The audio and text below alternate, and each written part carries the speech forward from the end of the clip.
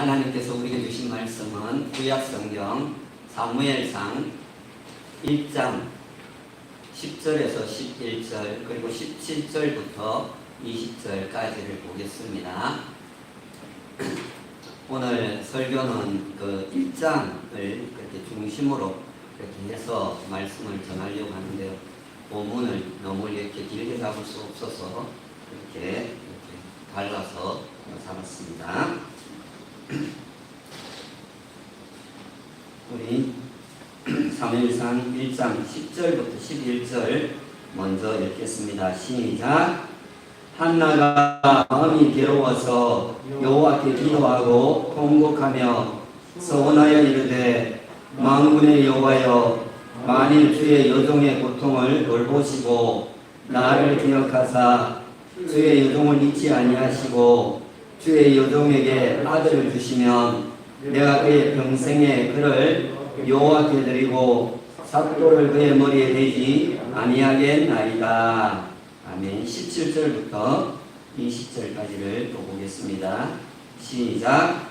엘리가 대답하여 이르되 평안히 가라. 이스라엘의 하나님이 내가 기도하여 구한 것을 허락하시기를 원하노라 하니 이르되 당신의 여종이 당신께 은혜 있기를 원하나이다 하고 가서 먹고 얼굴에 다시는 근심빛이 없더라.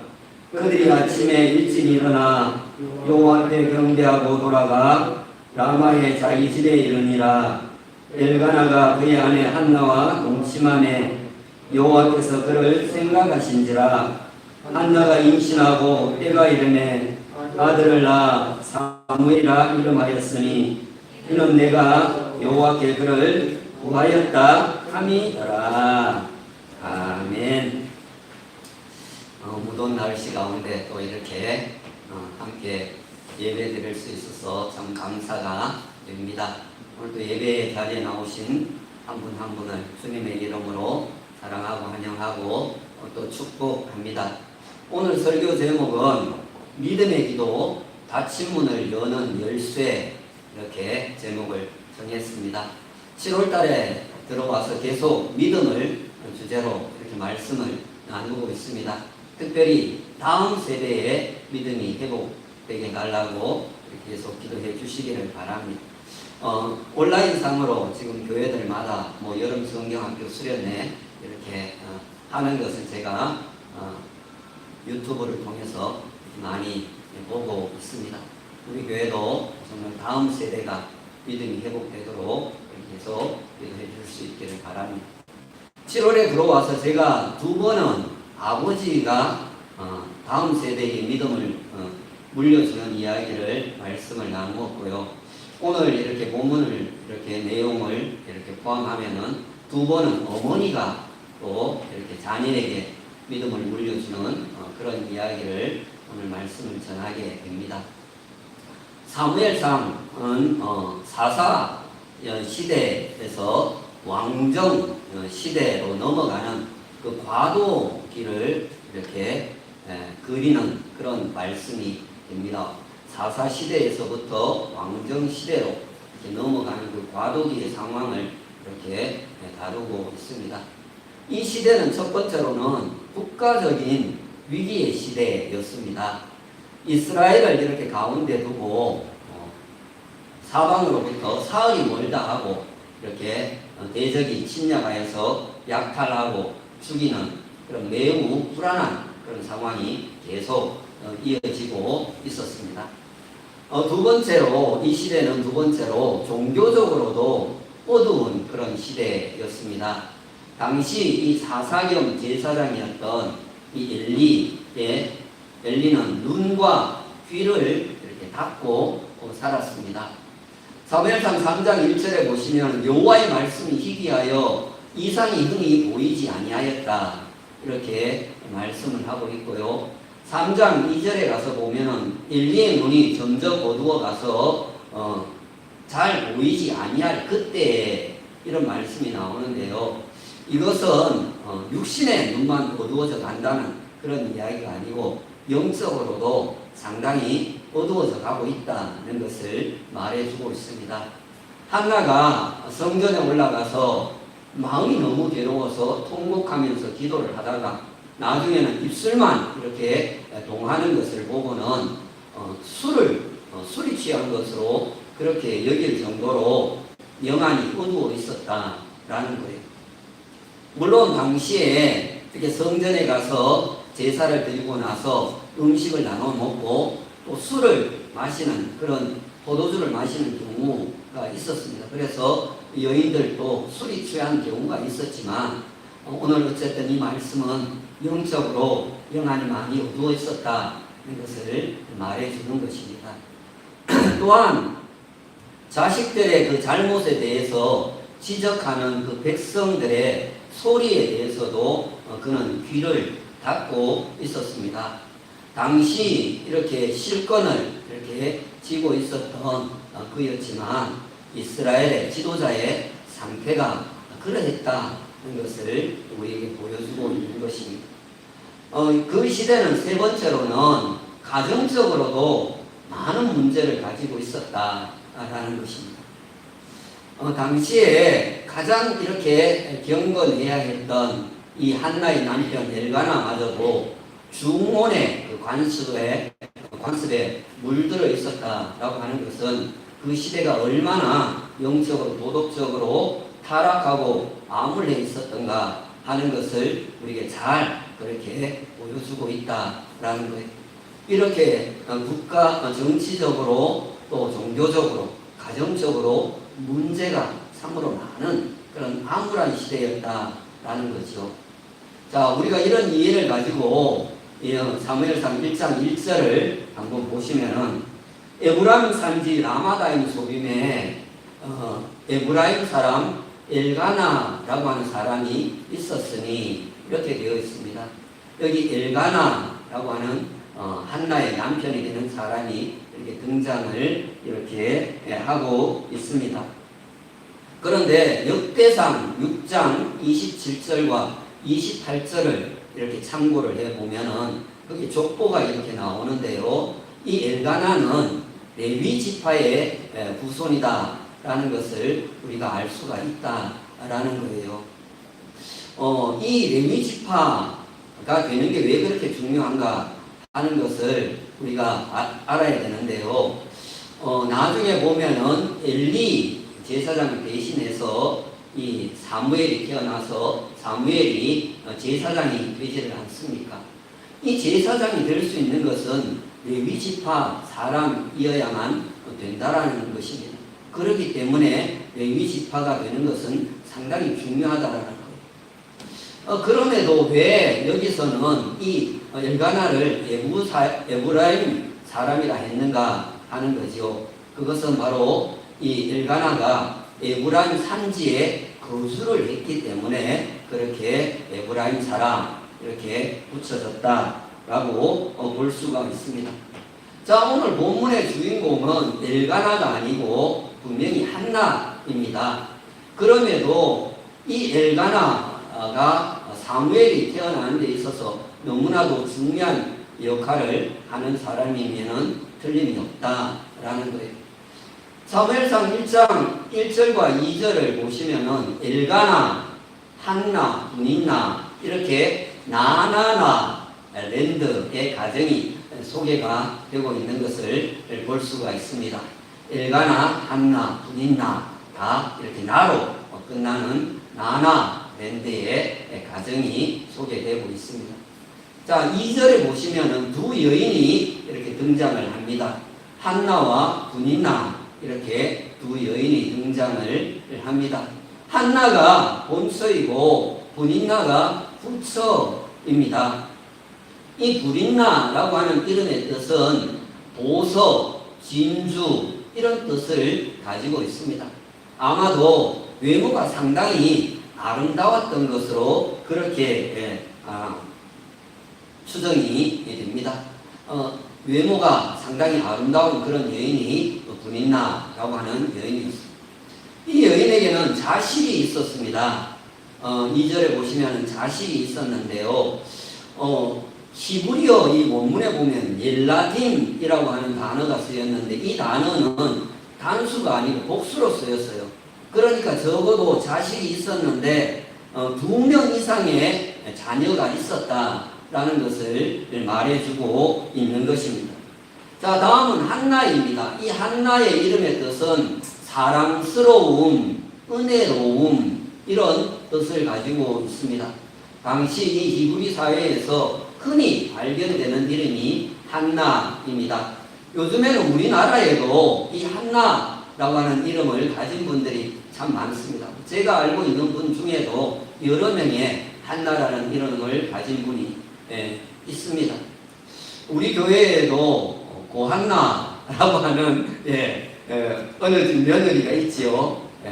한나, 고한나라고 하는 며느리가 있습니다. 그런데 안타깝게도 이 한나는 자식을 낳지를 못했다라는 거예요. 현상만 놓고 보면은 이름에 잘 어울리질 않아요. 사랑스러움, 은혜로움, 이 이름에 걸맞지 않다라는 것을 볼 수가 있습니다. 당시 이스라엘 사회에서는 자녀 출생은 하나님의 은총을 입은 그 증거로 이렇게 삼은 반면에 무자, 자식이 없는 것은 하나님의 징계 또는 저주의 결과로 그렇게 간주가 되었기 때문에 그렇다라는 것입니다. 자, 5절에 이렇게 1장 5절에 보시면은 여호와께서 그에게 임신하지 못하게 하시니 이런 말씀이 있고요. 6절에도 보시면은 여호와께서 그에게 임신하지 못하게 하심으로 이런 말씀이 반복이 되는 것을 볼 수가 있습니다. 그런데 사실 이 말씀은 절망적인 것 같지만 이렇게 우리가 조금 더 깊이 들여다 보면은 상당히 희망적인 말씀이다 하는 것을 알 수가 있다라는 거예요. 즉 하나님의 귀하신 뜻을 위해서 지금까지는 이 한나의 태를 닫아주셔서 자식이 없게 하셨지만은 하나님의 때가 되면은 태를 열어서 자식을 줄 수 있기 때문에 그렇다는 것입니다. 하나님이 모든 열쇠를 쥐고 있기 때문에 오히려 절망이 아니고 희망이다 라는 말씀을 하고 있는 것입니다. 자, 1장 3절에 보시면은 엘가나와 엘리 가정의 신앙과 삶을 우리가 조금 이렇게 들여다볼 수가 있습니다. 이 엘가나는 매년 정해진 그런 때에 주왕성소에 올라가서 하나님 앞에 제사, 예배를 드리라는 그 율법의 규정을 아주 성실히 수행을 해오고 있었다라는 것입니다. 매년 이렇게 빼먹지 않고 성전에 올라가서 하나님을 예배하며 살았습니다. 그런데 정해진 시간에 올라가서 하나님을 예배한다고 꼭 좋은 신앙이다 그렇게 말할 수는 없다라는 것입니다. 이미 그는 삶을 통해서 흠집이 나 있었습니다. 두 여인을 얻어서 아내를 삼고 생활하는 그의 삶이 그렇다는 것이 결함이 있는 사람이었다라는 것입니다. 여러분, 형식만 남는 신앙의 행위는 오히려 짐이 되는 그런 경우가 많아요. 억지로 남들에게 눈 의식하고 그렇게 종교 생활을 해가는 것은 짐이 될 수가 있다라는 것입니다. 자, 3절, 1장 3절에는 엘리의 두 아들 홈니와 비느하스가 등장을 합니다. 이들은 여호와의 제사장으로 그 당시에 자리를 차지하고 있었습니다.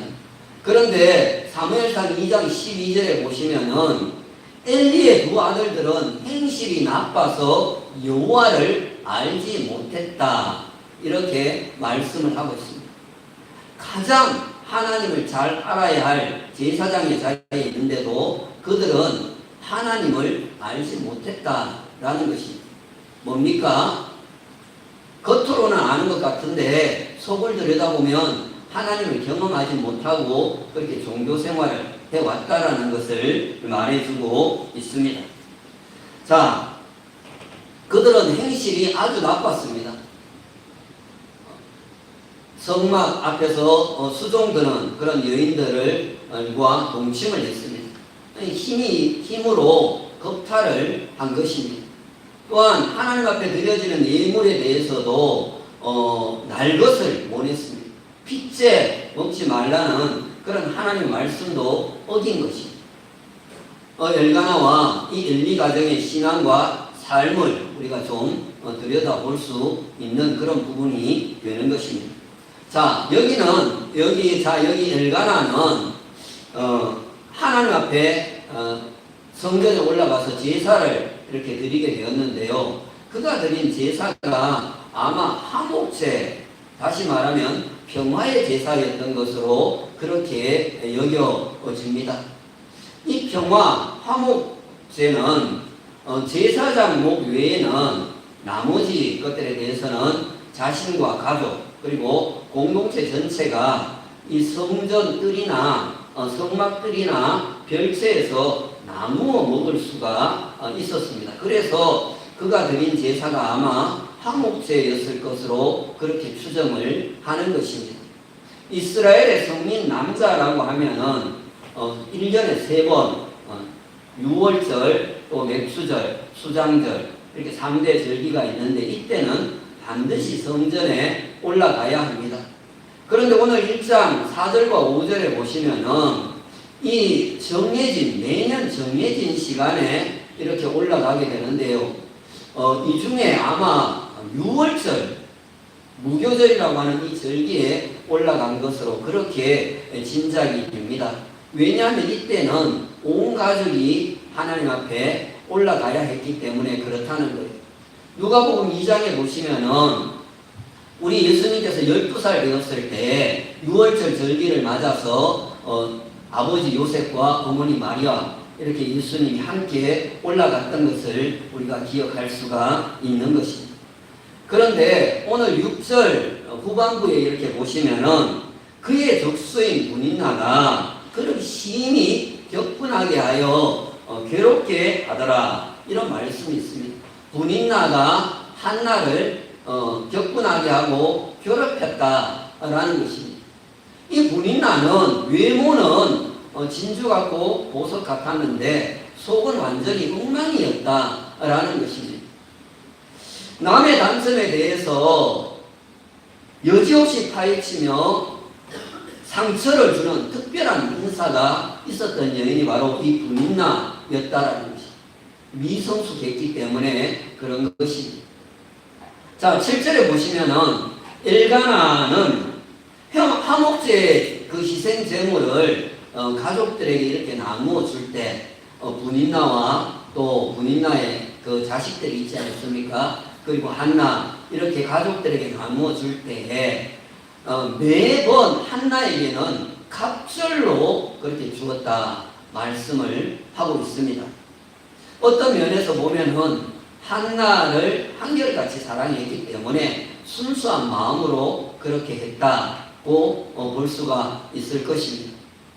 그런데 그것은 매우 지혜롭지 못한 행동이었음을 우리는 알게 됩니다.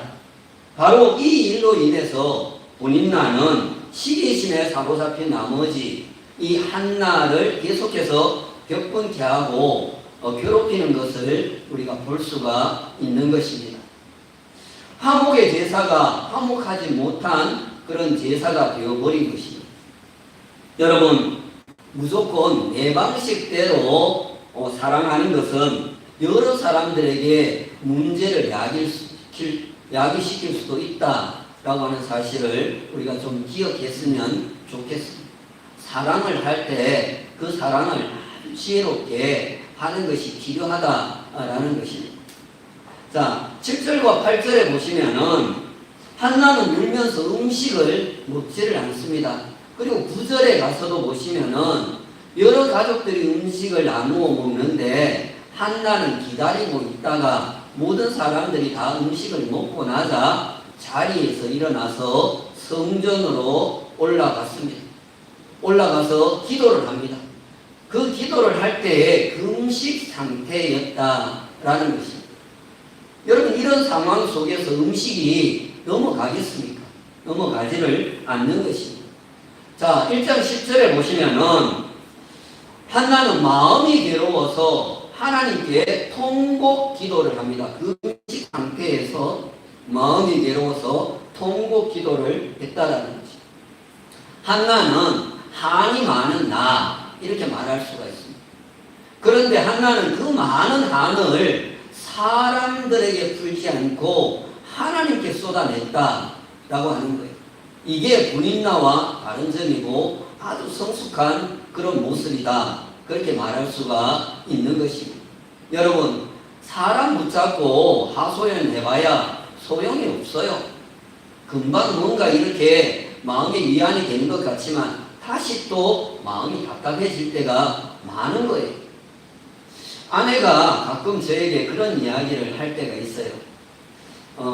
뭐 그렇게 친한 사람은 아닌데 어쩌다가 전화가 이렇게 와서 뭐 가정과 교회에 대해서 이렇게 물어볼 때가 있대요. 그렇게 물어볼 때 가정도 뭐 편하고 교회도 뭐 잘 되고 있어 이렇게 얘기를 하면은 괜히 시큰둥한 그런 반응을 보인다. 교회나 가정이 요즘에 좀 힘들어 어려워 이렇게 얘기를 하면은 좋아하는 그런 반응을 보인다는. 그래서 그런 사람들하고는 전화를 더 이상 하고 싶지 않다 그런 이야기를 하는 경우를 제가 들어봤습니다. 붙잡고 이야기를 해도 뚜렷한 답이 없는 거죠. 선한 목자교회 유기성 목사님께서 어느 날 설교를 하면서 여러분 남편 아내 너무 믿지 마세요 그렇게 설교를 하는 거예요.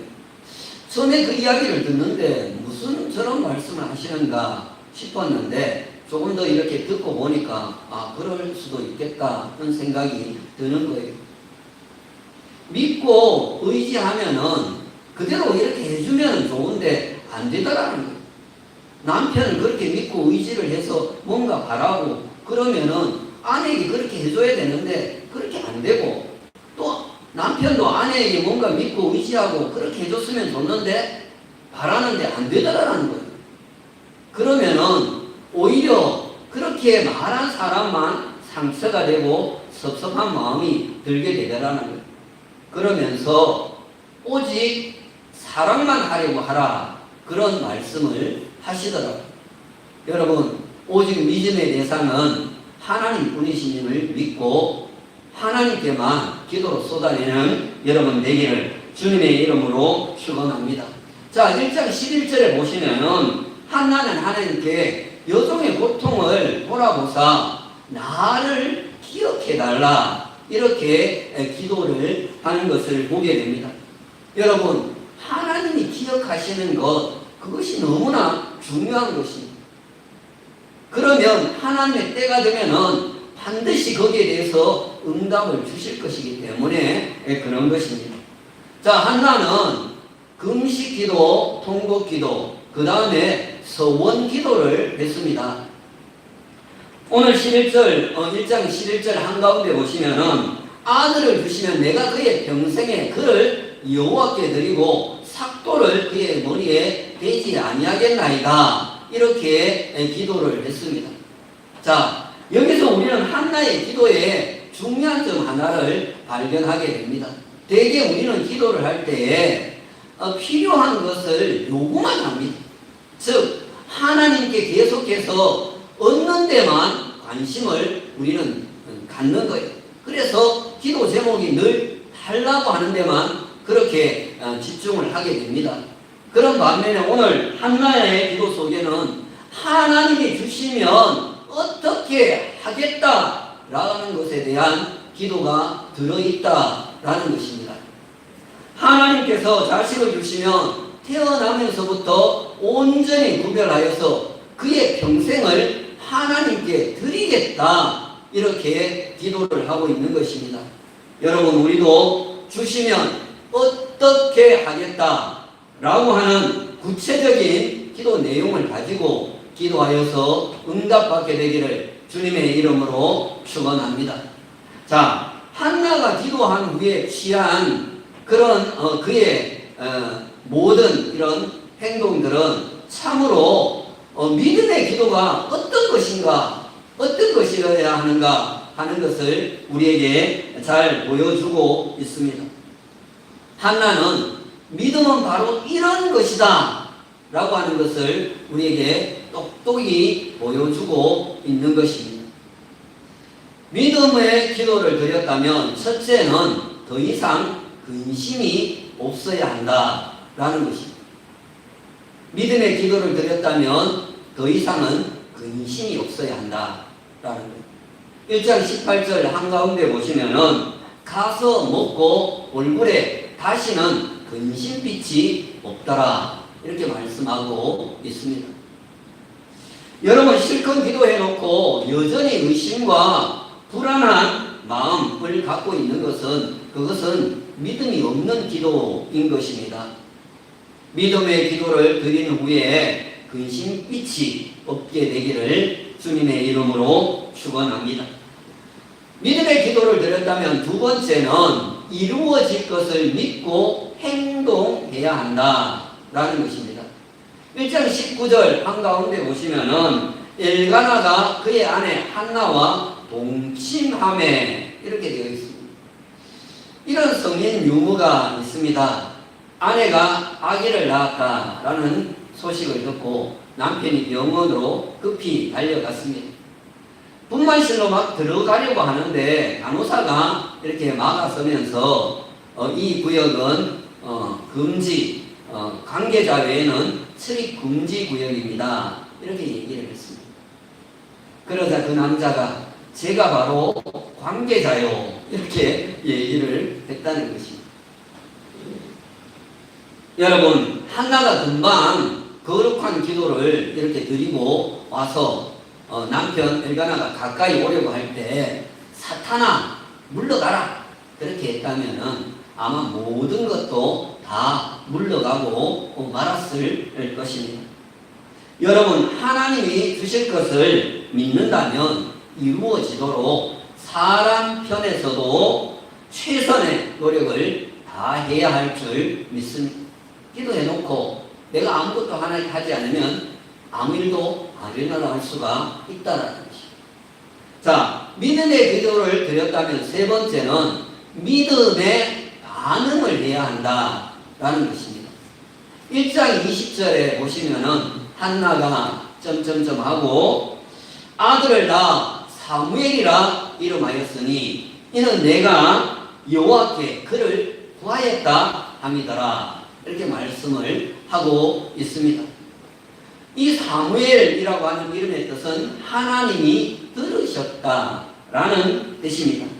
따라서 한나는 사무엘의 출생이 하나님의 기도에 응답임을 확신하면서 그 같은 이름을 지었음에 틀림이 없다라는 것입니다. 여러분 열심히 기도를 했으면 우연히 일어났겠지라고 생각하지 마시고 하나님이 하셨다라고 그렇게 믿음의 반응을 하는 우리가 되기를 주님의 이름으로 축원합니다. 믿음의 기도를 드렸다면 네 번째는 약속한 대로 헌신하게 해야 한다라는 것입니다. 한나는 하나님께 소원한 대로 제때기가 무섭게 사무엘을 데리고 실로의 성전으로 올라가서 엘리 제사장에게 그 아이를 이렇게 맡기면서 이렇게 말을 합니다. 1장 28절을 보시면은 점점점 하고 그를 여호와께 드리되 그의 평생을 여호와께 드리나이다. 이렇게 엘리에게 이야기를 하는 것을 볼 수 있습니다. 이것은 일시적인 위탁이 아니고 영원히 양도를 하겠다라는 것입니다. 레위 지파가 되는 게 왜 그렇게 중요한가? 여기에서 우리는 알 수가 있게 된다라는 거예요. 참으로 한나는 모성애를 초월한 헌신적 결단을 하는 것을 볼 수가 있습니다. 한나는 하나님과 한 약속을 지키는 신실한 여인이었다라는 것입니다. 여러분 하나님이 주신 생명 평생을 하나님께 드리며 살 수 있게 되기를 주님의 이름으로 축원합니다. 자 19절 끝에 나오는 여호와께서 그를 생각하신지라 라고 하는 이 말씀이 참 중요합니다. 앞에 11절에서 보시면은 나를 기억하사, 한나가 그러지요. 나를 기억하사 점점하고 아들을 주시면 내가 그의 평생에 그를 여호와께 드리고 라고 말씀을 하고 있는데, 하나님께서 바로 그 점을 기억하셨다라는 그런 말씀이 되는 것입니다. 자, 하나님이 보실 때에 지금 현 세대도 암담하지만 다음 세대는 더 걱정이 되는 그런 상황이 지금 펼쳐지고 있는 것입니다. 엘리가 나이가 많아서 영안이 어두워지고 기력이 쇠해지고 그런 가운데 다음을 이어받아야 할 그의 두 아들들은 행실이 나쁘고 전혀 기대할 것이 없는 그런 상황이 이어지고 있는 것입니다. 이스라엘 땅에 정치와 종교의 지도자의 부재가 일어날 그런 상황이 되었다라는 것입니다. 사사기 2장 10절에 보시면은 그 후에 일어난 다른 세대는 여호와를 알지 못했다는 그런 말씀이 있는데, 앞에서 이 엘리의 두 아들이 여호와를 알지 못했다 그런 말씀이 나오지 않습니다. 그러니까 엘리에게도 기대할 것이 없고 그의 아들들에게도 기대할 것이 없는 그런 상황이 되었다라는 것입니다.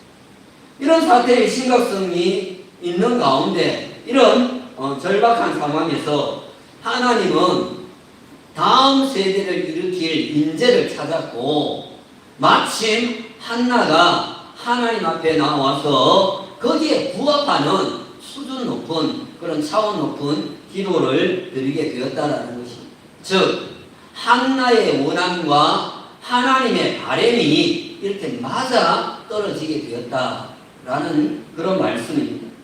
그렇게 한나는 하나님의 마음에 드는 그런 기도를 드려서 하나님의 능력의 임재를 경험하게 됩니다. 여러분, 한나가 낳은 사무엘은 분인나가 낳은 아들들과는 차원이 다르다라는, 그들이 자신에게 초점을 맞추고 사는 자들이었다면 하나님이 선물로 주신 사무엘은 하나님의 뜻을 이루기 위해 사는 사람이었다라. 자식을 낳는 것, 키우는 것, 거기에 그것이 중요한 게 아니라는 것. 그리고 사무엘은 정치와 종교에 있어서 다음 세대의 희망이 되어지는 것을 볼 수가 있습니다. 한나는 믿음의 다음 세대를 이어주는 중요한 다리 역할을 했습니다. 한나처럼 우리도 다음 세대를 믿음으로 이어주는 다리 역할을 잘 감당함으로 하나님의 간절한 소원을 이루어가는 우리 교회와 우리의 가정들이 되기를 예수님의 이름으로 축원합니다. 오늘 주신 말씀을 우리 생각하면서 찬송가